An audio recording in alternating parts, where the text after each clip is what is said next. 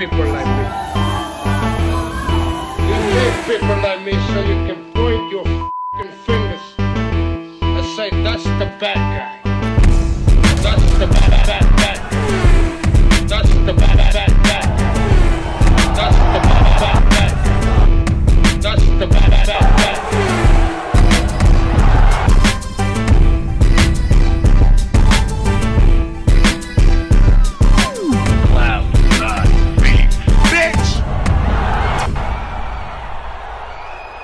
Welcome to the motherfucking relay. We're covering today's top boxing news. Ow! Okay, we'll start with this. Janibek Canelo, ahead of his upcoming unification match with Vincenzo Guacamole, stated, "I'll knock Eubank out in the first round with my eyes closed, and it must be in Vegas." Somebody's getting ahead of themselves. Janibek Canelo took notice of the WBO's new #1 contender for his middleweight title. The unbeaten strong southpaw from Kazakhstan issued a challenge to Chris Eubank on X, the platform formerly known as Twitter, regarding a potential fight with the British contender. Now Chris Eubank is #1 in the WBO's ratings, Canelo wrote. "I'll knock him out in the first round with my eyes closed. He knows it. If he agrees to fight me, this fight will have to happen in Vegas." Pump the brakes, Chief. Janibek Canelo may be the champion in this conversation, and he may yet beat Germany's own Vincenzo Gualtieri and unify both the WBO and the IBF titles. He might do that, but what he isn't is the A side. What he isn't is in control. He's not. If Chris Eubank Jr. were actually interested in fighting him, which he isn't. He's not interested. Though, if he actually were interested in fighting Janibek, he's a bigger draw in the United Kingdom than Janibek is anywhere on the planet, making the ideal site for the fight the United Kingdom, London, the O2 Arena, not Vegas. Neither one of these two guys is big enough in America the way you should do the fight in Vegas. You do it in the UK, it's a big fight, it's a big show. Liam Smith was the WBO's #2 contender for Canelo's championship in its August ratings, one spot below inactive former IBF, IBO, WBA champion Gennady Golovkin. Eubank dominated Smith in their rematch September 2nd. His impressive victory over Smith in their second clash enabled Eubank to move up 10 spots from 11th up to #1. I'm not proposing that Chris Eubank Jr. continue to hide behind the business of boxing, continue to be selective about who he fights.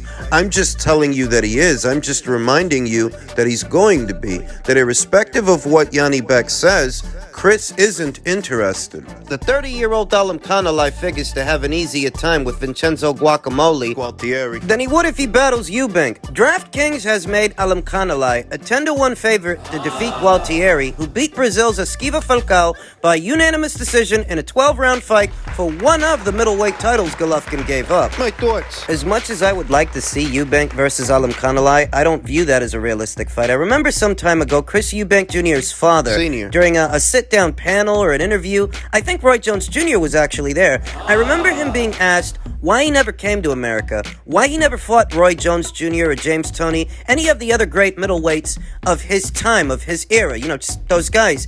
And he said in so many words, he knew better. Chris knows better. It's not that I think Janibek Canelo is some kind of all-time great middleweight. He's not. He's great overall. No, he's good. He's good. He's just good. But good enough that it's too much risk and not enough reward for Chris.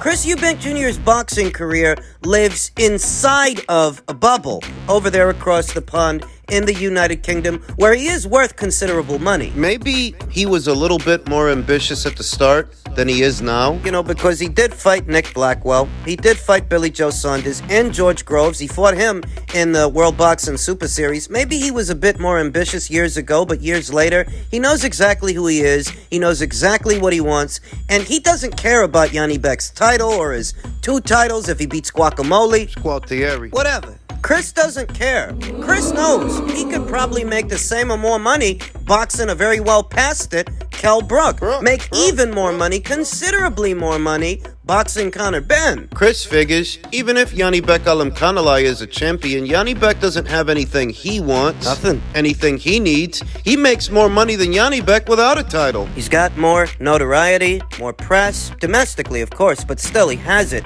He has more of that than Janibek has anywhere without a title, without being a champion, and he's going to stay in his lane. He will. I don't think a fight between Chris and Janibek happens. Chris knows better. Janibek is wasting his time, and beyond the Vincenzo Gualtieri fight, if he wins and he does become unified champion, I don't know what he's going to do. I don't know who he's going to fight. It's kind of fucked. As it pertains to both middleweight and super middleweight news, former IBF super middleweight champion Caleb Plant says, I'm looking to fight Charlo next. We've got a rumble.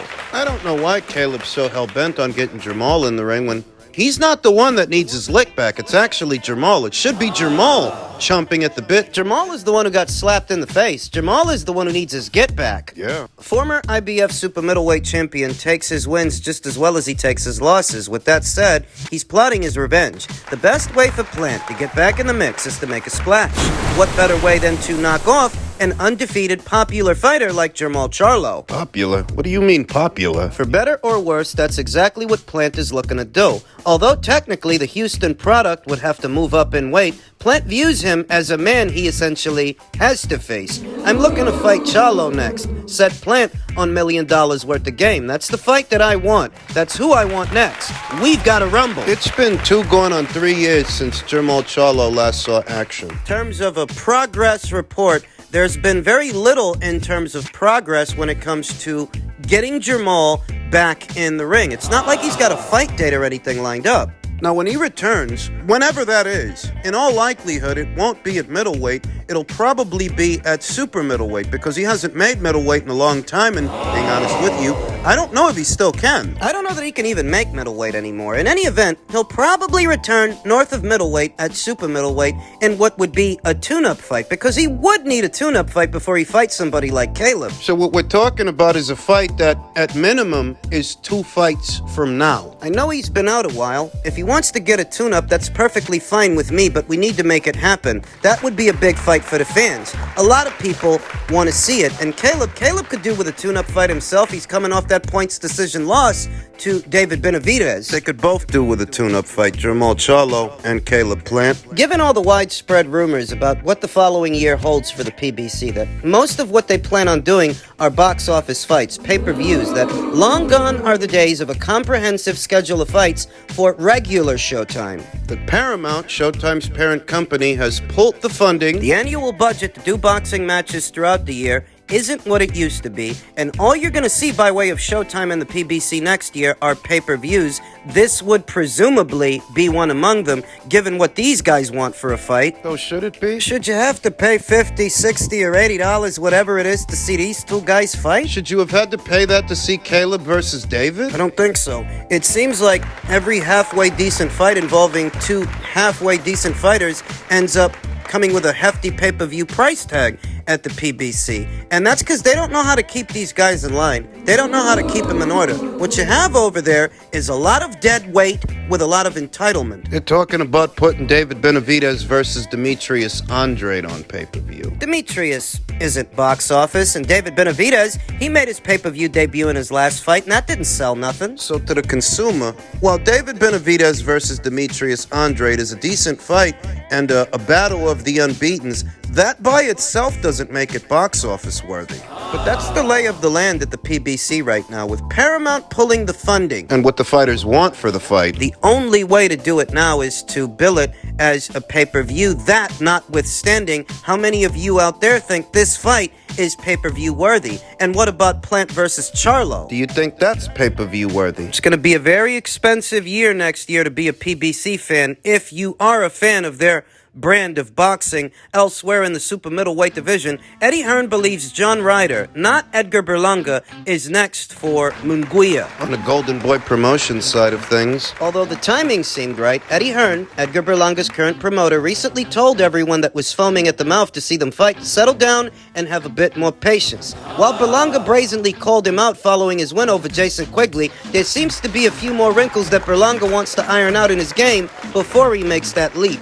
I don't think this year, no. Hearn told Jay Calderon Boxing Talk. I think he might fight him in the spring of next year. I think he feels and his team feel that they want one more fight before Munguia. I expect to see him back in the ring probably early next year. Could be a big fight. Mexico versus Puerto Rico rivalry. That angle. You kinda have to favor Jaime Munguia to win that thing because unlike Edgar Berlanga, he's not experimenting with a new style. Jaime is who he is and he has been for years. He has enlisted the aid of Freddie Roach. He's not with Eric Morales anymore. But Freddie's not going to try to reinvent the wheel with Jaime. He's just going to focus on what he knows, what he does good. You go to Freddie Roach, you go to Freddie for offense, and Jaime Munguia is already an offensively minded fighter. So, slight delay when it comes to Munguia versus Berlanga. Losing out on Berlanga won't make Munguia happy, but he does have a pretty good consolation prize currently being worked on. John Ryder's name picked up a lot of attention over the last 18 months. That's what happens when you beat the likes of Daniel Jacobs and Zach Parker. While giving Canelo Alvarez a few issues in the ring, Ryder now wants all the big names and gigantic paydays that come with it. He's already mentioned fights against Gennady Golovkin, David Benavidez, and of course, Jaime Munguia, as bouts he would love to have. He's not on the right side of the street to get David, and David is spoken for anyway. He's supposed to be fighting Demetrius Andrade. Gennady, quasi-retired former champion, while he hasn't officially retired yet, I'm not sure that John is on his radar. The most realistic fight of those three aforementioned fights is a Jaime Munguia fight. Box on the same platform. The first two aren't particularly likely, but according to Hearn, Ryder might get his Munguia wish. It looks like Munguia might fight John Ryder, actually. We know it's a fight that Oscar De La Hoya was receptive to. We talked about that here on the channel. Oscar wants to do that thing. He wants for Jaime to try to one-up Canelo Alvarez. Canelo beat the hell out of John Ryder. Dropped him 2 times, but he didn't stop him. He would like for Jaime. Wants Jaime to show him how it's done. Even though John lost that fight in lopsided fashion, because he didn't stay down, because he didn't quit, because he didn't give up, he acquitted himself well in front of the Mexican fans. And Jaime Munguia, he's no Canelo Alvarez. He's a limited, albeit very entertaining fighter to watch. Emphasis on limited. Just because Canelo was able to have his way with John doesn't mean that Jaime will have his way with John. So it has all the makings of another all-action shootout. I feel like if Oscar wants to do that fight next, he's going to have to make it worth John's while. John's coming off that loss to Canelo. He hasn't had a rebound fight yet. He's going to have to pay to play. And all I can think to myself is, Munguia versus Ryder, that would actually be a very, very entertaining fight that in all likelihood wouldn't be billed as a pay-per-view. Making a fight like Benavidez versus Plant or Benavidez versus Andrade grossly overpriced. Not value for money. Fight like Munguia versus Ryder would have the same, if not a better, aesthetic, entertainment value than those fights without the hefty pay-per-view price tag. So why should you spend so much to see them? What's so special about them? Think about it. Munguia versus Ryder, that wouldn't be no fight of finesse. That's going to be an action fight from start to finish that may not go the distance. You know what kind of fighters both fighters are. They're action guys. And if you get that as part of your regular DAZN subscription, no pay-per-view, then why the hell should you have to pay to see Benavidez versus Andrade? Questions that need answers. No, that is blasphemy. You lost twice, Canelo. You lost twice to Triple G. First time, second time too. I don't care what you say. And then you probably lost to Lara. And you got dominated by Mayweather and Bivol. And do I have to go any further? I mean, that's 4 or 5 losses if we're going to really be fair about this. There's no doubt how influential he's been, that he's been the goose that's laid the golden eggs, that he's brought massive numbers to the pay-per-view, that he's helped other fighters that are fighting him, like Ali did back in the day. If you fight him, you get paid more, like Tyson did. If you fight him, you get paid more. No, he did all those things. And I'll tell you something else. No doubt that he's improved. He got better over the years. He did. He got better. But to put him at the top of the heap with the great tradition of Mexican fighters, the ones that I just mentioned, no, that is blasphemy. That is really, I mean, that is just. I don't got a lot of stock in Teddy Atlas's boxing takes these days, I don't. Mostly because he's more of an MMA guy these days than a boxing guy. And what boxing takes he does have seem like lazy takes, like these takes on Canelo Alvarez. In order to call him an overrated fighter, He either brings up fights that he lost or fights that he thinks he lost. He says that Canelo should have something like 4 losses. and let's say that he did have 4 losses. Let's say that he did. You know who else has 4 losses? Who? Julio Cesar Chavez, el gran campeón. Mexican royalty. Oscar De La Hoya's got 6 losses. He had 6 losses at the time of his retirement. Manny Pacquiao's got 8. You saying they're not great because they lost a couple of fights? That's what you're saying about Canelo. And let's make this clear. We're not talking about fights that he actually lost. We're talking about 1 or 2 fights that he lost and a few that Teddy feels he should have lost. I guess he thinks he got a gift in the Lara fight. But a lot of people feel that Floyd Mayweather got a gift in the first Castillo fight and the Maidana fight. Gifts happen. A lot of people feel that Chavez got a gift in the Pernell-Whitaker fight. Immortalized on the cover of Sports Illustrated. Some feel that Oscar De La Hoya got a gift decision in the Felix Sturm fight. I mean, do you see what I'm getting at? Are you understanding